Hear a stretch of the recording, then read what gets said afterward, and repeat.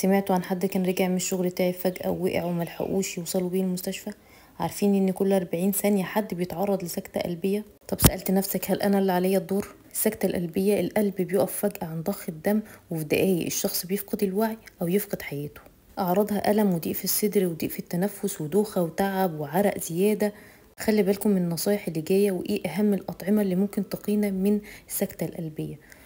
لازم نغير أكلنا عشان نحمي قلبنا. أول حاجة السمك، الأسماك الدهنية زي السلمون والماكريل والتونة، وده رقم واحد.